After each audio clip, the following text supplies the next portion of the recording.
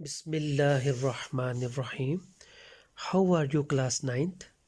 Hope all of you must be fine at your homes. May Allah Almighty keep you all safe. I am your Pak Studies teacher. My name is Ashhad Shaheen. As you know that your half-book exams is coming very soon, and you have done many revision tests before as well. Now we have divided the complete syllabus into two parts to prepare you well for the final exams. Here are the names of the chapters that have been included in the first half book. First, unit number 1, Ideological Basis of Pakistan. Unit number 2, Pakistan Movement and Emergence of Pakistan. Students, I will shortly explain these two chapters in 2 lectures. In today's lecture, I will guide you that how can you best prepare yourself for this chapter so that you can get maximum marks in the exams. First, read this chapter thoroughly, very well, so that you prepare yourself for MCQs, short questions and long questions. Board exams की तैयारी के लिए बहुत ज़रूरी है कि हम हर topics को थारोली स्टडी करें, क्योंकि बोर्ड में कहीं से भी आपको MCQs, शॉर्ट क्वेश्चंस पूछे जा सकते हैं. Dear students, now I will describe some topics shortly of this chapter. According to the SMART syllabus, in this chapter we will study ideology, definition of ideology, major sources of Pakistan ideology, explain the ideology of Pakistan with reference to the basic values of Islam, evaluation of two-nation theory, explain the concept of Pakistan ideology in the light of the pronouncements of Allama Muhammad Iqbal and Qaid-e-Azam Muhammad Ali Jinnah. Students, unit number 1 में हम पाकिस्तान की नज़रियाती असास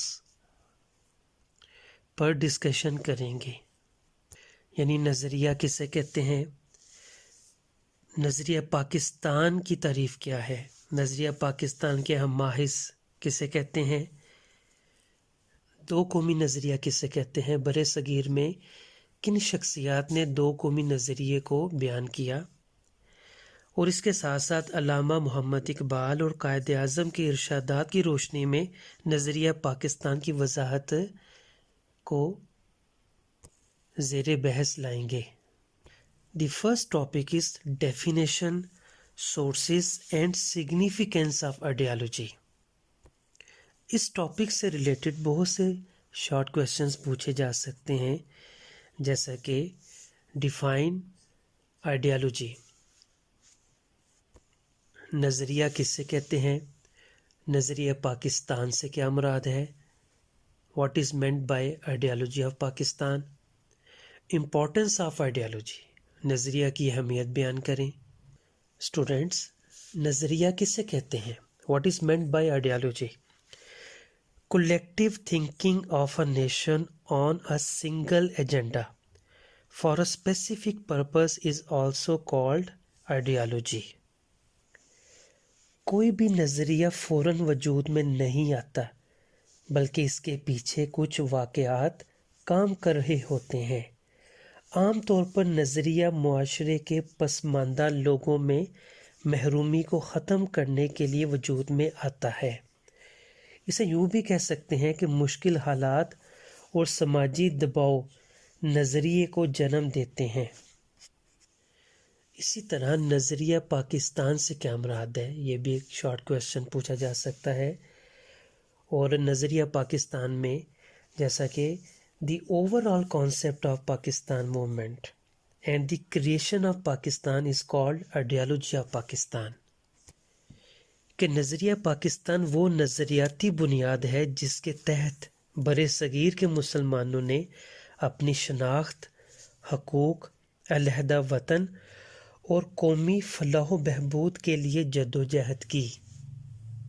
students, unit number 1 میں sources of ideology سے related بھی short question پوچھا جا سکتا ہے کہ سورسز آف آئیڈیالوجی جو ہیں وہ کتنے ہیں۔ For example common religion, common political objectives, common educational objectives, common economic objectives, common cultural objectives. Unit number 1، elements of ideology of Pakistan, نظریہ پاکستان کے عناصر۔ بہت ہی اہم لانگ کویشچن ہے جس میں عقائد، عبادات، قانون کی حکمرانی، اخوت و مساوات، عدل و انصاف، ان سب کو ملائیں تو ایک پراپر لانگ کویشچن بنتا ہے۔ لیکن اس لانگ کویشچن میں سے بہت سے شارٹ کویشچنز بھی پوچھے جا سکتے ہیں، جیسے what do you mean by belief, عقائد کے بارے میں آپ کیا جانتے ہیں، define justice and equality, define rule of law, define equality and brotherhood. Students, عقائد میں توحید، رسالت، آخرت، ملائکہ اور الہامی کتابوں پر ایمان لانا شامل ہے۔ بلیفس انکلیوڈ توحید، رسالت، آخرت، angels and belief in holy books. The most important long question in unit number 1, that is two nation theory. دو قومی نظریے سے کیا مراد ہے؟ Two nation theory implies that the Hindus and Muslims are the two largest nations in the subcontinent, but these two nations have not been able to mix with each other despite living together for centuries. The separate identity of the Muslims is the basis of two-nation theory. Pakistan was founded on the basis of two-nation theory. The motto of the two-nation theory was to be establish an independent state of Muslims in India, in which they could lead their individual and collective lives according to the Islamic principles. Students, many short questions can be asked from this topic, like explain the two-nation theory. دو قومی نظریے سے کیا مراد ہے؟ What did Sir Syed Ahmad Khan say about two-nation theory? What did Chaudhry Rahmat Ali say about two-nation theory? What did Allama Muhammad Iqbal say about two-nation theory? Quaid Azam نے دو قومی نظریے کے بارے میں کیا فرمایا؟ بہت سے شارٹ کویشچنز دو قومی نظریے سے متعلق پوچھے جا سکتے ہیں۔ According to the smart syllabus, the last topic is Allama Iqbal and Quaid Azam and ideology of Pakistan, یعنی نظریہ پاکستان کی وضاحت علامہ اقبال اور قائد اعظم کے ارشادات کی روشنی میں کیجیے۔ یہ بھی الگ الگ سے لانگ کویشچن پوچھے جا سکتے ہیں۔ علامہ Iqbal and ideology of Pakistan سے متعلق بہت سے شارٹ کویشچن بھی پوچھے جا سکتے ہیں، جیسا کہ 1930 میں خطبہ الہ آباد، یہ بہت زیادہ امپورٹنٹ شارٹ کویشچن ہے۔ اس خطبے میں علامہ محمد اقبال نے فرمایا کہ مجھے ایسا نظر آتا ہے کہ اور نہیں تو شمالی مغربی ہندوستان کے مسلمانوں کو بلاہر ایک اسلامی ریاست قائم کرنا پڑے گی۔ اگر ہم چاہتے ہیں کہ اس ملک میں اسلام بحیثیت مدنی قوت زندہ رہے تو اس کے لیے ضروری ہے کہ وہ ایک مخصوص علاقے میں اپنی مرکزیت قائم کرے۔ میں صرف ہندوستان میں اسلام کی فلاح و بہبود کے خیال سے ایک منظم اسلامی ریاست کے قیام کا مطالبہ کر رہا ہوں۔ یعنی یہ نظریہ علامہ محمد اقبال کی طرف سے پاکستان بننے کا تصور پیش کرتا ہے، اور اسی طرح نظریہ پاکستان و قائد اعظم، اس سے ریلیٹڈ بھی کئی شارٹ کویشچنز پوچھے جا سکتے ہیں۔ یعنی قرارداد لاہور میں صدارتی خطبہ کس نے دیا؟ What did Quaid Azam say about democracy while addressing in Sibbi? What did Quaid Azam say about the security of minorities? Quaid Azam نے اسٹیٹ بینک کے موقع پر، یعنی اسٹیٹ بینک کے افتتاح کے موقع پر کیا ارشاد فرمایا؟